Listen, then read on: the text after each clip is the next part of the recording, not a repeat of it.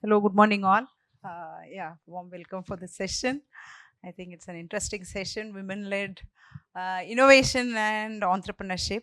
The most, I think, awaited thing, happening thing, and will be a transforming thing for any nation to become a developed nation. I think this is a very relevant topic as well as part of this Earth Summit. Given this, I would like to briefly introduce what I am doing as I'm a professor in IIT Hyderabad in the Department of Electrical Engineering and Artificial Intelligence, and I also lead the Center on Autonomous Navigation, which is actually a DST funded Department of Science and Technology under the National Mission Interdisciplinary Cyber Physical Systems, funded Technology Innovation Hub on Autonomous Navigations. So where we develop I would say autonomous navigation technologies. Okay, and the primary sectors that we are actually looking for. Yeah, welcome, Deepthi. Thank you. So the primary sector that we are looking for this autonomous navigation technology is on transportation, defense, and agriculture. Okay, so in that context, I think all of us know agriculture plays a very important role. I think one of the primary focus or the I would say government's agenda is also in agriculture. That's where we have a number of technologies in the area of agriculture using autonomous drones and autonomous vehicles. Specifically on autonomous drones, we work very closely with ICRISAT, with Professor Jaishankar, Telangana State University, okay, where we come up with, I would say, end-to-end pipeline for, I would say RGB data collected from drones or multispectral data collected from drones, hyperspectral data collected from drones, because it involves a lot of pre-processing and post-processing. And we aid them with a lot of phenotypic studies. When I say phenotypic studies, starting from plant canopy up to something like, stress studies, water stress study, nitrogen stress study, or, nutrient stress study. Those kind of complete end-to-end pipeline studies is what we are doing, very closely working with them, collecting data from their agricultural, I would say, experimental fields that they have in their, campuses. Okay, this is briefly about myself. Now I would like to, welcome each of these speakers in the panelist, introduce themselves, how they are contributing to this rural innovation, and then take it forward from there. Thank you, Dr. Rajalakshmi. Myself, Dr. Tara Satyavati, serving as Director, Indian Institute of Millets Research, located in Rajendra Nagar, Hyderabad. As the context was laid by Dr. Rajalakshmi, is we are into agriculture, specifically focusing on millets, where we develop various technologies, not only varieties, hybrids, production technologies, value addition. And then we also have a technology business incubator under the name NutriHub with us, wherein till date we have supported and hand-holded 400 plus nearly 467 startups who are wholesale working with millets across the country. And here we have come up with a common facility center for the startups as well. We have incubation programs with us wherein the startups come to us, they incubate. We give them the hand holding starting from the product they want to manufacture or the product they want to develop, and also support them, hand hold them till they launch their product. So, including value addition, packaging, marketing strategy, all this stuff. We are basically a research institute, but we also have this special additional wing. So we do genomics, phenomics, plant breeding, plant protection, all these things. So I invite every one of you, if you have any time and if you're interested, most welcome to our institute. Thank you. Thank you, madam. Please, Mashmi. Thank you, Dr. Rajalakshmi. Thank you, ma'am. I'm Maushmi, founder and CEO of Motion Daughters Greenfields Private Limited, creating very innovative FMCG products just out of agri-produce with zero preservatives, zero synthetics. That is what we do. That is the DNA of Motion Daughters. Presently, we are actually empowering farmers, local women with our brands Mrilq, which is into 100% natural skin and hair care with a certified shelf life of 2+ years. And we also have our brands Marty and Spice Must Try. So if you think of nature and skincare or hair care, I'm not talking about cosmetics. So what are the ingredients that come to your mind generally? It's a lot of names which we find it difficult to pronounce, isn't it? But if I tell you carrots, cabbage, fenugreek, maybe the roots, the stems of guava, maybe some banana and pineapple, and that is exactly what we do. Take whatever nature gives us, even millets, they're the base for all our products, and turn them into very high quality, premium, luxury skin and hair care. So that is all about rural innovation from rural herbs. They're actually not herbs, what we use on our daily lives. Flowers, fruits, that's it. And thank you, ma'am. Happy to be here and talk more about rural innovation. Thank you. Thank you, Mashmi. Ms. Swati, please. Thank you. Happy to be here. There was so far the conversation has been quite technical, so I'll bring in the not so technical pair. So, Women's World Banking is an international not-for-profit. We basically try to provide women with tools of economic empowerment, which basically means think of women and financial inclusion. And the key terms for today's conversation, which is entrepreneurship, innovation, and scalability, all of them lead to women's economic empowerment.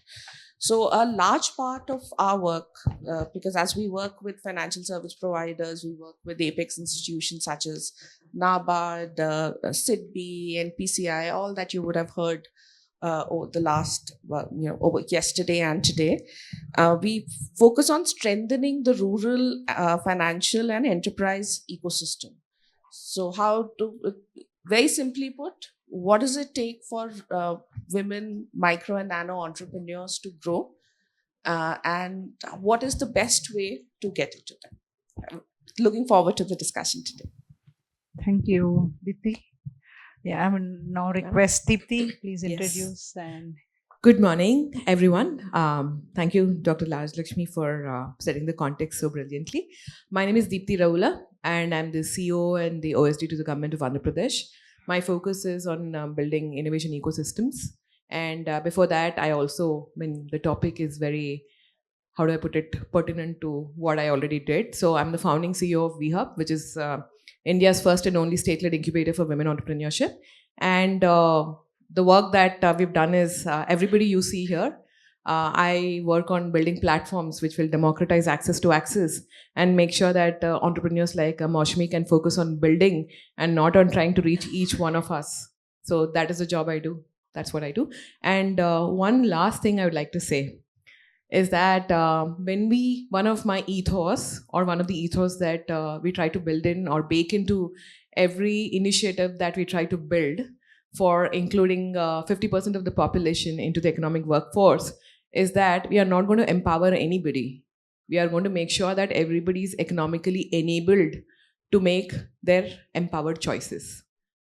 Otherwise, we always go into this mindset of whenever you see a woman or whenever you see a rural person, we try to do empowerment or call it jugaad. When flip it around, and when you talk about an urban scenario, it is always called as a idea stage innovation. So we want to make sure that we de-jargonize, democratize, and enable more and more people to become entrepreneurs and job creators rather than job seekers. Thank you. thank you, Deepthi.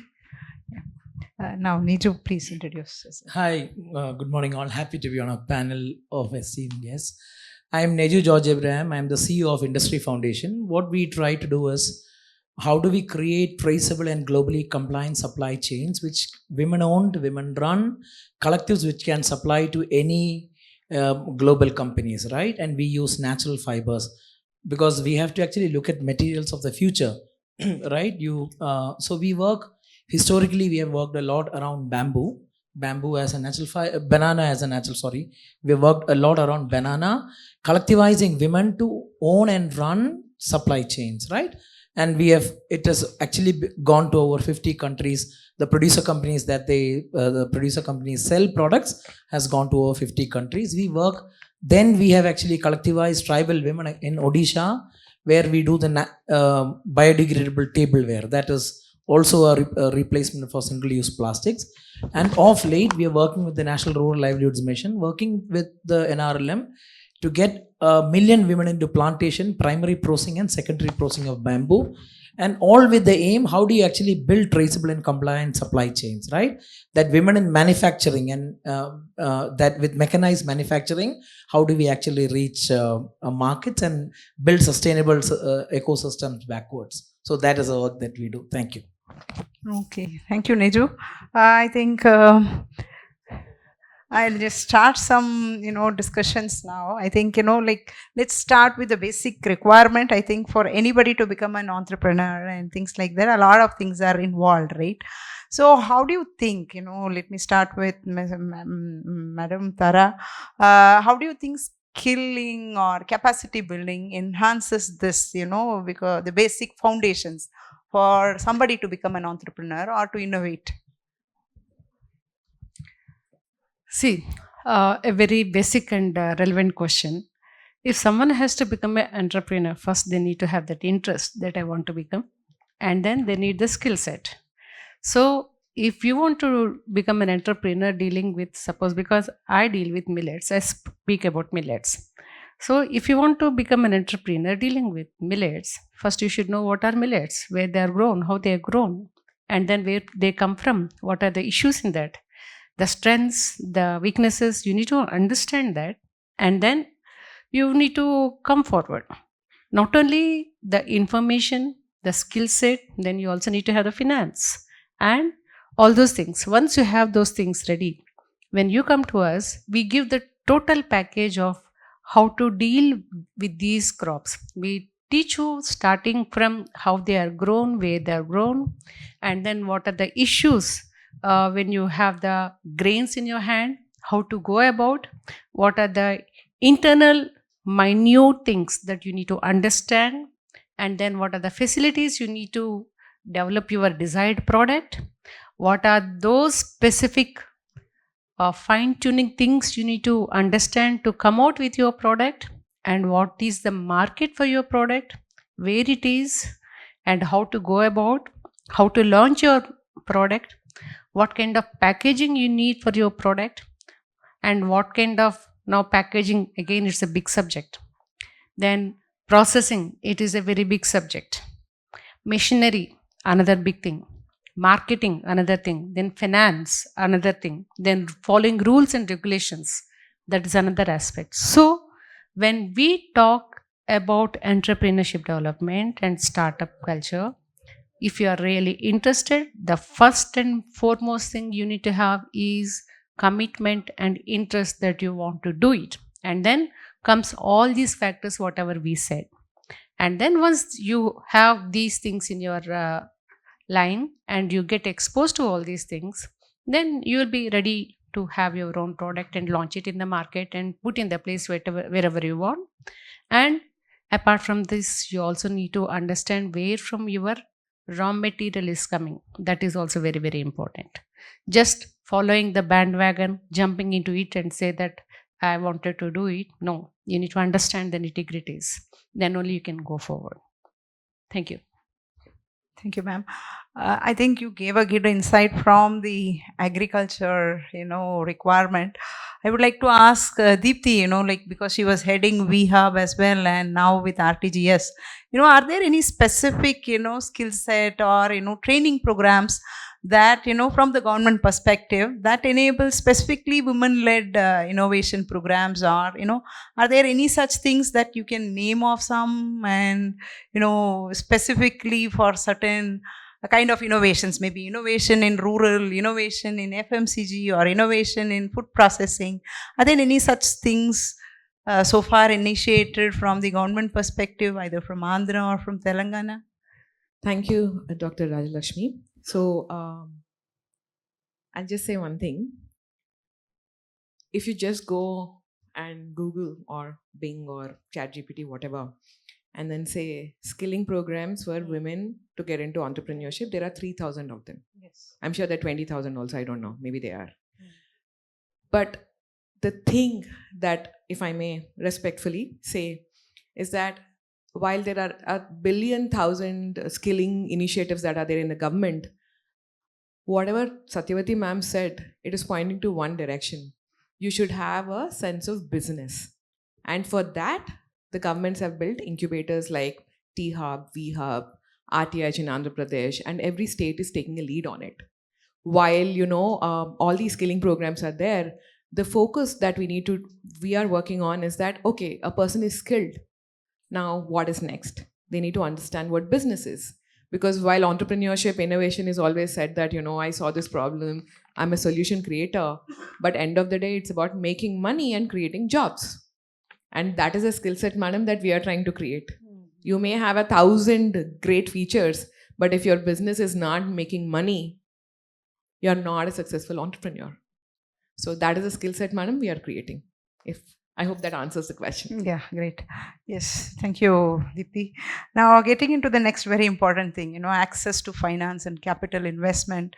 Let me get started with Madam.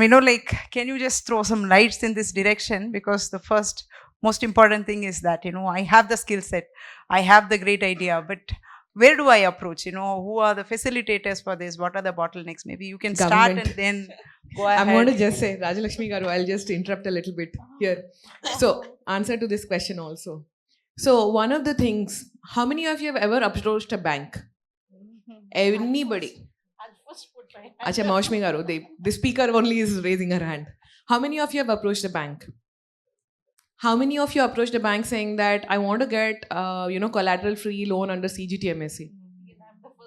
Excellent. How many of you got that loan?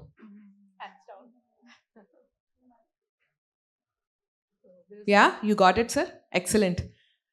How many of you want to get a loan? How many of you want to get money for your business? How many entrepreneurs are in the audience? Okay, now I understand where we're going. So the reason I asked these questions, sorry about this, Rajalakshmi Garu. Access to finance, one of the best facilitators for you, again, is the incubators that are set up by the government. The focus of all these incubators is to make sure that you get a foot in the door and get access to access. Because every banker that we've spoken to says that we want to give money. Women are a priority sector. Underprivileged are a priority sector. Or agri or certain state focus sectors are priority sectors. We are not getting the right DPRs, is what we are told. Everybody wants to give money and they claim that nobody wants to take the money. And on the entrepreneur side, everybody wants money, but they say that the bankers are not giving money. So the translators in this are the government departments that are already there. I understand all of you when you say government, come to government, we are facilitating. I can see many eyes rolling all the way back. Of course, Women's World Banking is incredible. But also what I would like to request is, madam, please always use the government. We are all sitting there, we are paid money to make sure that your access to access becomes easier. And if you don't come in and use us, what's the point? Yeah. And then, of course, please do go to Women's World Banking. So we are also facilitators. I'll start with that. But I think a couple of things that I wanted to start with. One, in terms of when we speak about women and women entrepreneurship and access, there is this, a lot of conversation is around, do lenders really want to give money to small businesses, let alone women small businesses? So I think let me flip it a little bit. Let me talk from the lender's point of view. For lenders, there are basically three things. Firstly, in terms of operations, Deepthi just spoke about, we are not getting the right DPRs. There is, if I want to be a facilitator, I want to make sure that more and more women get access to loans. Firstly, how do I reduce friction? Our work with state rural livelihood missions saw this as a constant pain point of not getting the right information through the system, and therefore a lot of rejections happening. So how do we fix that? DPRs, I mean, you would have seen in NABARD stall, there is a draft DPR generator. We are in a tech place, right? I mean, in that place in our journey that there is so much tech available. So let's solve for that. The second thing that lenders look for is aggregation.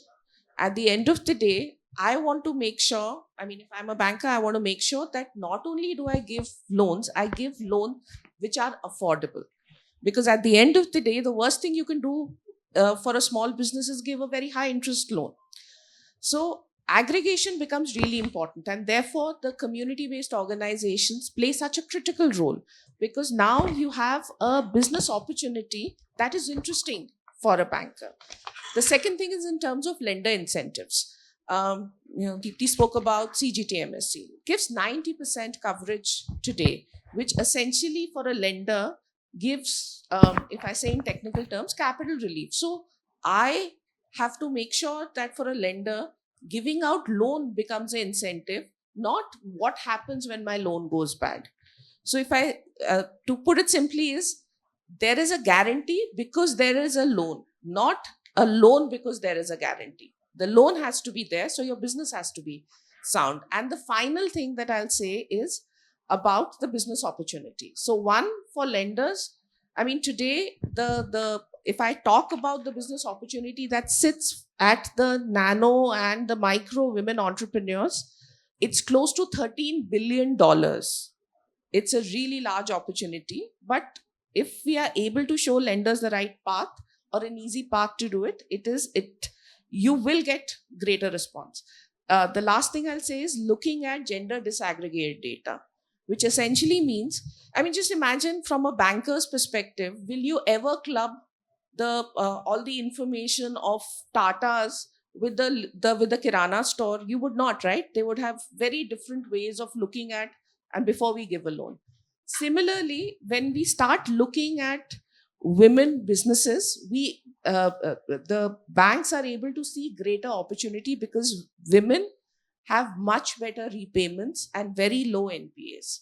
And the other thing that we've seen consistently is women provide greater customer lifetime value, which means I as a women customer will not switch banks, and I will give referrals which other women will act on. So therefore, women are difficult to reach, but because the business opportunity is large, you can get the lenders to focus on it. Thank you. Now I would like Mashmi to say some few words about her experience, because she runs a startup and how she's managing her financial requirements. Yeah. So actually, it was very interesting listening to you all, but I'll be very blunt and put it forth the actual reality that is happening. We are DPIT registered. In our pre-revenue stage, we got the seed funding from Government of Tamil Nadu. But the thing is that when we wanted to scale our operations, we went to the bank, and because it is a women-owned company, the name says so, because it's Mosh and Daughters Greenfields Private Limited. So when I went for the registration, I'll just digress a bit. When I went for the company registration, I got a call from, they were supposed to be from Department of MCA. And they said, ma'am, can't you go for Mosh and Associates, Mosh and Sons? I said, but I don't have sons, I have daughters. So it's Mosh and Daughters. So they said, but there is no company like that. So we cannot give it. I said, give it in writing. Send me an email saying that you cannot do that. And they did not do that. They again called me that, ma'am, would you go for a change? Otherwise, it's going to take time. I said, I'm ready to wait for 10 days. If you don't respond, I'm going to write back. So then after that, I got the name. They never gave me in writing saying that Mosh and Daughters is not acceptable. And globally, there were no companies with and daughters. And now, of course, we have, I think, around 22 of them with and daughters, fortunately. And the same thing happened when we bank with public sector banks. And so when I went to State Bank, requesting for a CGT MSc loan. And they said, ma'am, all is good. We don't need any like collaterals or anything, but we need something. I said, what? So, can your husband stand as a guarantor? I said, it's a women-owned business, very much in front of you. So, why you need him to sign? And trust me, after that, I never went to the banks again. And I realized that our clients are our best capital. So, I started working instead of spending all the time going to the bank, doing the documentation. It's a lot of time. That same time I invested on the client, doing a better marketing, doing a better sales, and I started getting the revenue and the positive impact from by selling from the clients itself.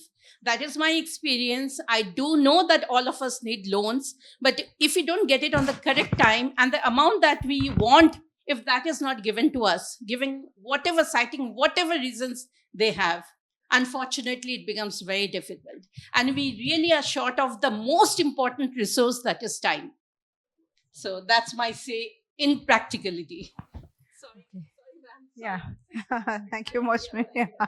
Yeah, thank you, Moshmi. I think just to, I mean, slightly take it on the positive note from the financial aspect. Again, I would talk from the Government of India perspective because I'm director of this Technology Innovation Hub on autonomous navigation, which is a national mission project on interdisciplinary cyber physical systems. So all of us know Government of India launches any of big projects in in the national mission mode, right? So I'm heading one of the project in IIT Hyderabad, which is Tihan. And if you see, I've been in IIT Hyderabad for last 16 years. When we submitted, I've been also actively doing a lot of government projects. As she was saying, the DPR. We submit a DPR to government for getting the funding, and we have seen a humongous translation in the way the DPR have to be submitted. When we were submitting in 2008, 2009, 10 time frame, the impact was on what is the novelty. They never asked for translational research. Okay, now if you see any of the DPR that you need to submit to the Government of India for funding, the first thing that they ask for is innovation. The second thing is what will be the TRL level. When I say TRL level, they ask for what is the technology readiness level of the outcome, okay, of this project that Government of India is going to fund you. Okay, and the third very important project or the component of this funding is entrepreneurship. When it comes to this kind of national mission projects, the one which we are actually doing as ICPS, it's around 3,000 crore cabinet approved project, okay, as national mission project. I would say around 40% of the total funding is on entrepreneurship. Okay, the funding is for core R&D, translational research, industry collaboration, innovation, product development, and around 40% of the total funding is for entrepreneurship. How do we actually support more and more entrepreneurship ecosystem in the country? Okay, that is how the government has translated the funding in terms of mission mode projects. The current one which is going on quantum mission, again the same 6,000 crore worth project. A lot of emphasis on industrialization and entrepreneurship. Okay, so a lot of initiatives in the government perspective to support, as she was saying, incubation centers. Now the incubation centers not only provide, I would say, seed money, but they are aided to provide deep tech startups, huge amount of funding for deep tech startups. Okay, so that way there are a lot of translation. I think that is what is actually enabling India to be, I think, ranked third in the globally in innovations. Okay, so yeah, going forward, I would like to, go to the next topic in view of the time, the scalability. As she also pointed out, Moshmi, when I want to scale up, funding is one aspect. But, the most important next thing is, the policy friendliness, regulatory frameworks. When I talk about innovation, I need not comply to any regulations, right? But when I want to go as a product in the market, when I want to scale up, when I want to do also export, right? When I want to also, take care of global business, there is a lot of policy frameworks and regulatory frameworks. So maybe a few words starting from Neju and then Dipti. Thank you. That was very, very, very interesting. I just want to say, I don't want to say a solution. Extremely, the entrepreneurs have only resilience matters, right? And many of the startups, just I want to say is that, you see, researchers have fellowships. Everybody has fellowships, right? Entrepreneurs die because they don't have money. Otherwise, you have to be landed. You have to have a lot of money with you. So there has to be, how do we get entrepreneurs to survive? Because not everything is deep tech and high tech. Of course, everybody wants great innovation. You see, out of the 15-16 million women enterprises in this country, 98% have a less than 5 lakh turnover in revenues. You see, we have to really look at what is the status of, right? So we are all trying to jumpstart and move. I applaud that. That's very good. But of all the businesses which are set up in this country today by women, less than 2-3% have incomes above 5 lakh rupees annually, right? And so this is a reality that we have to think of.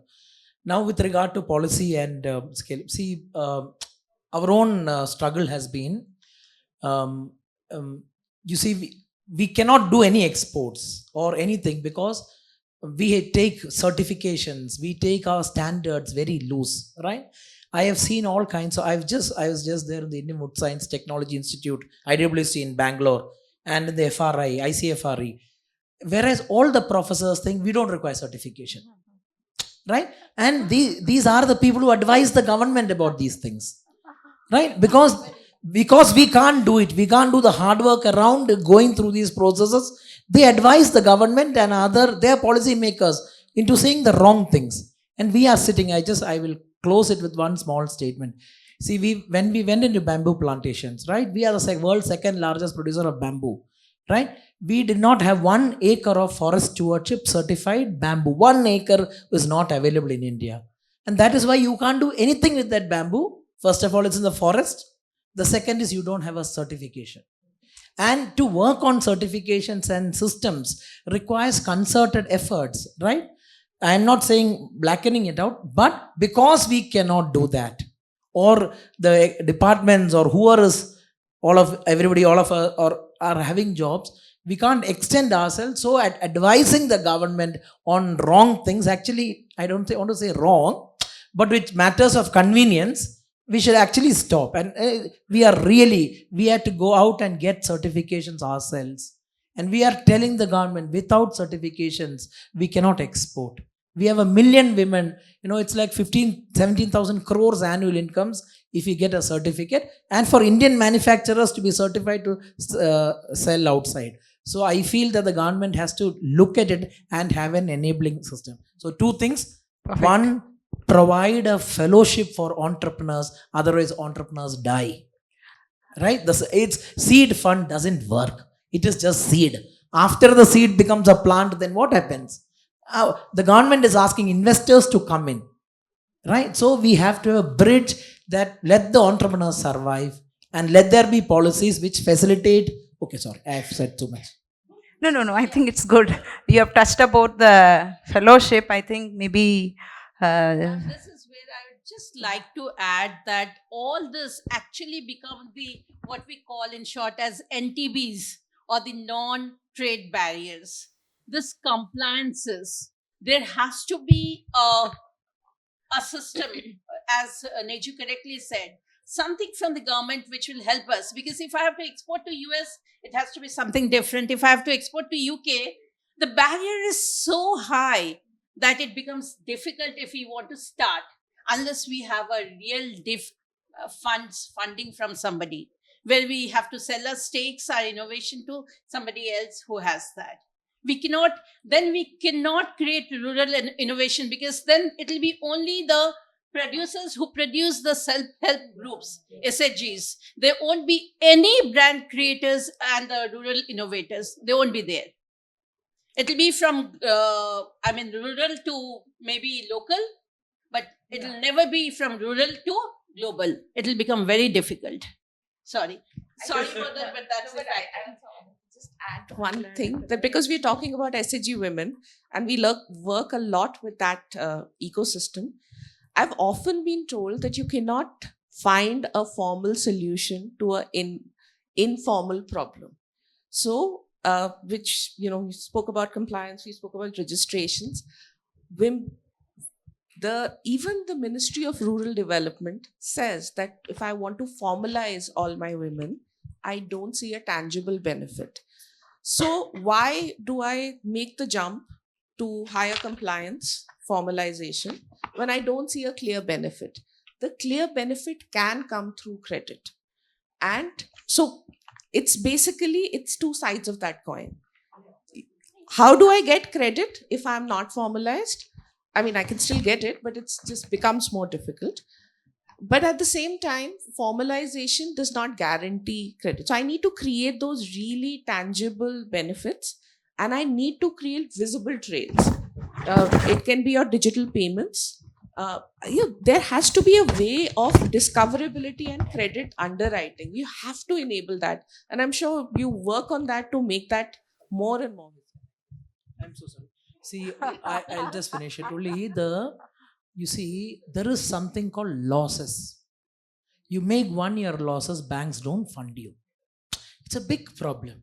So we have to clean up our books properly to even approach a bank or credit. So there are two key issues. One is, how do entrepreneurs survive?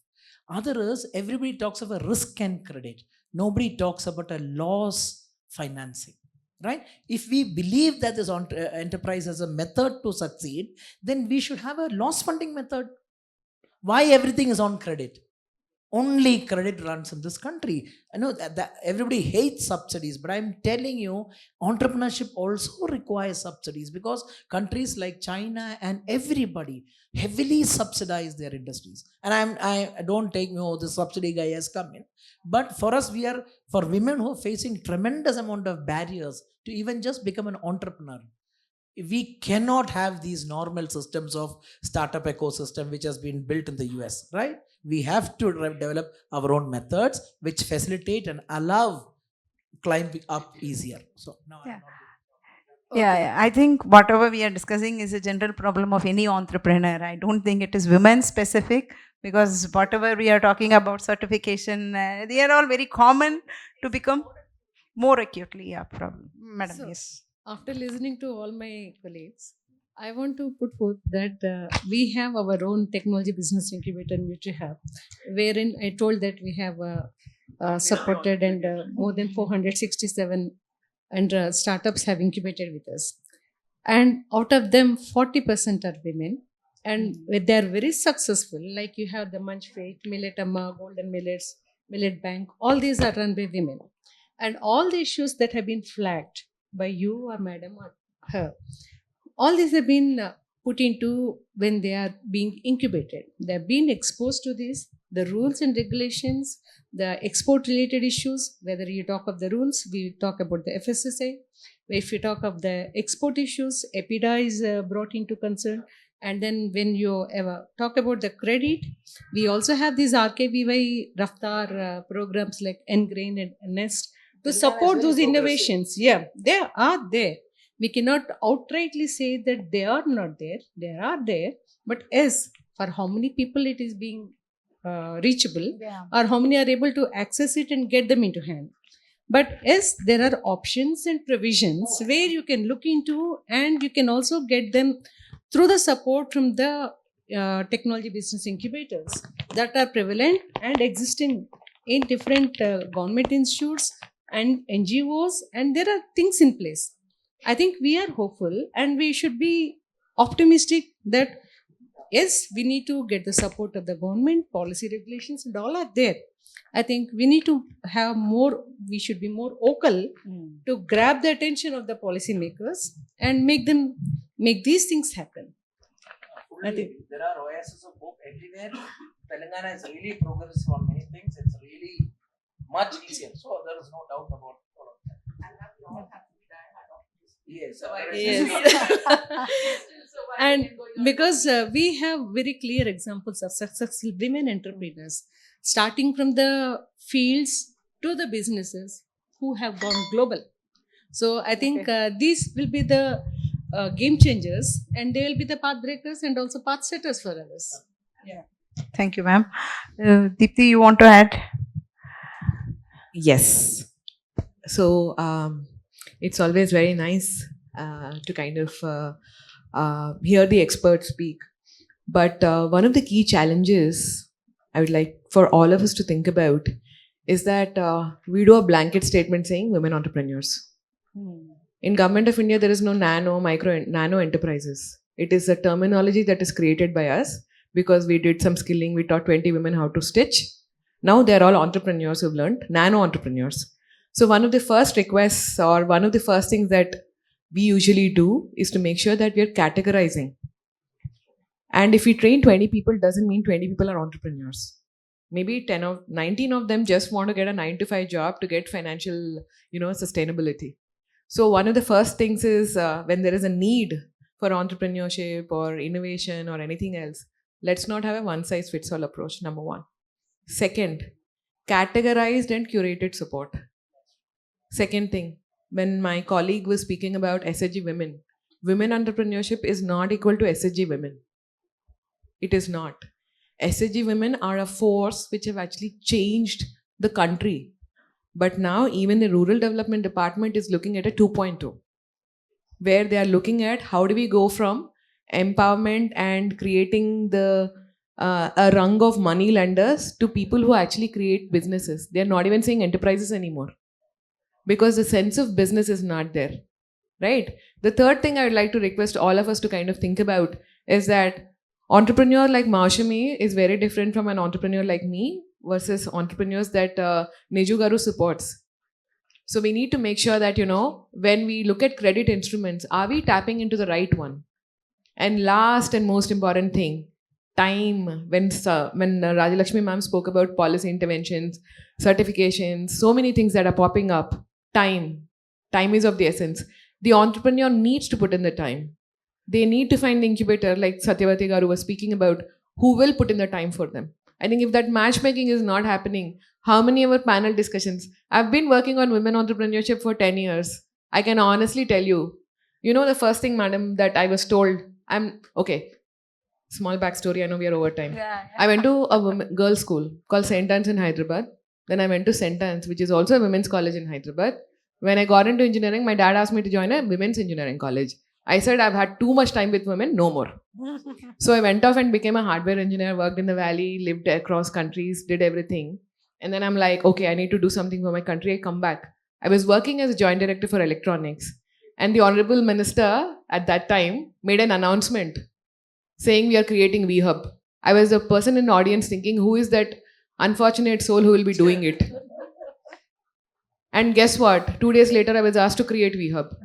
And you know why I was asked to do it? I was the only woman in a group of 35 men. So it was not that I was qualified to do it. It is because there was no other woman who was there. So the reason I'm putting this forward to you guys is that when we talk about women entrepreneurship, women initiatives, women everything, we oftentimes forget that there's a lot of curated work that needs to be there and time that needs to be spent. And the conversation that we are having today is the same one that I had 10 years ago. And the best part is that when I started, I didn't know what women entrepreneurship is. So I called one coach. What is this women entrepreneurship? I know entrepreneurship. I didn't know it had gendered. Because I was the only woman in many places and I was lucky enough never to notice it. So they said, madam, women entrepreneurship is a PPP model. I said, wow, wow, wow. Amazing. Do you know what a PPP model is, guys? Telsu kada? PPP model, you know, na? What is it, Neju? You know what my coach, I was like, rocket scientist. I have masters from America, RF engineer. I said same thing. He said, no, madam. Pickles, papads, petticoats, sanitary pads. And it really blew my mind then. And guess what? I myself inaugurated so many of those because our skilling mechanisms are not changing. Our non-profits and NGOs work are not changing. And more importantly, we need to take away that women in front of farmer, women in front of entrepreneur, women in front of leader. Until all of us leaders do that, it's not going to change. I just wanted to kind of have you guys think about it. Thank you. Yeah, I think it's high time to close, right? We are over time. Thank you so much. Thank you all the speakers who are part of this panel. Maybe some questions from the audience. Yes.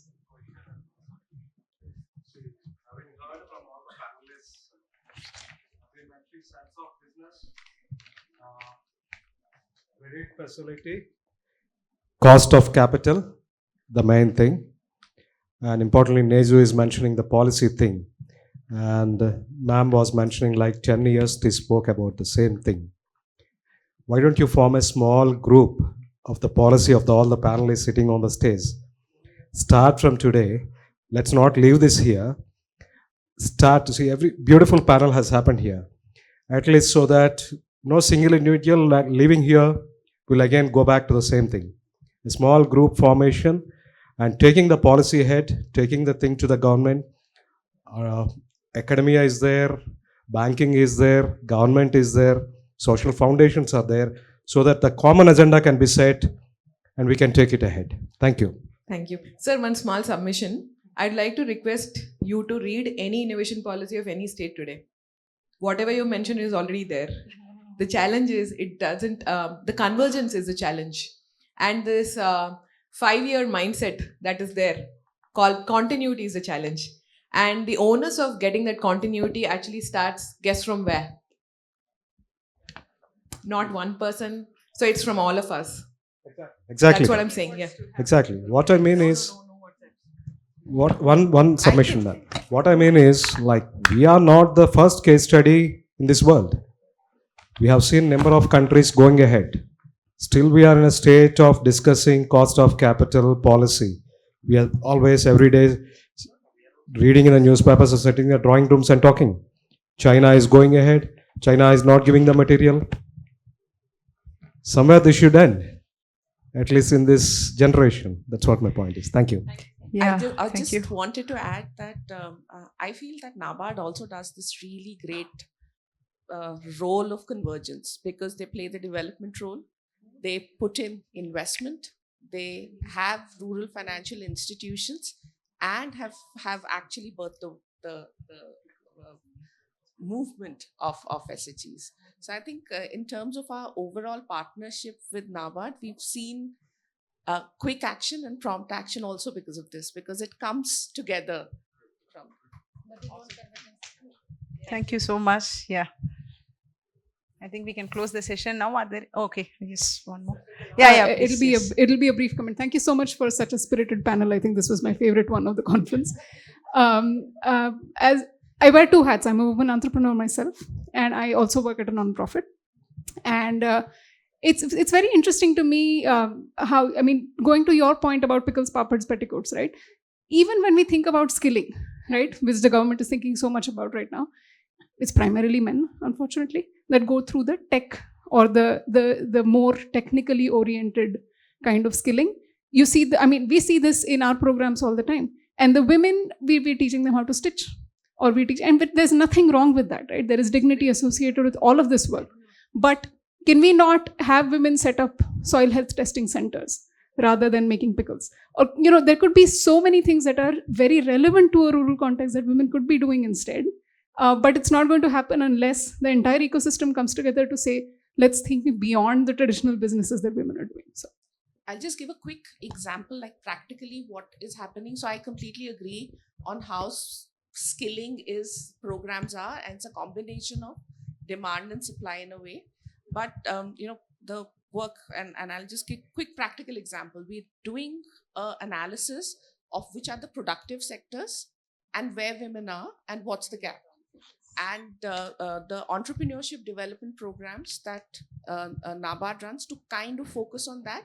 But at the same time, the success of this program has always been because it's responsive, it's ground up. So we cannot ignore that, but we can bring in elements of that. Adding to what she said, it is also dependent on our families, how much they allow the girls to go forward after 10th or 12th. And also the families where they're going after wedding. The family setup also should be open, and the girls should be allowed to become women entrepreneurs. The crux lies there. And also we see now there is a big change in many of the courses. Girl students are overpowering the boy students, and maybe in future, maybe in next 5-10 years, you can see a big change. Yeah. Thank you so much. I think it's very inspiring. I think thought-provoking discussions across entrepreneurship. And I think, again, going back, Government of India is focusing on next gen technologies, as I was saying, cyber physical system, quantum mission, sea mission, water mission, critical minerals, anything that you talk about next generation space technologies, there is a lot of focus. That is where India is going to be the developed nation in the next 25 years. I think the focus in which we are moving towards, it will really enable towards next gen technologies as well. Not only on stitching and pickle generation, but also women, I think, will lead in some of the next gen technologies as well. Thank you so much. Ma'am, we can actually go for AI-based pickle making, where we can make pickles as per your choices. You will have an ATM counter making pickles. Yep. And the papad as per your choices. If your mood, like you can change the mood and have the papad of your choice. And their Government of India is going to get the AI there. I'm sold. Yes. Let's get that. Let's do that. Why not PPP model with AI inbuilt in it?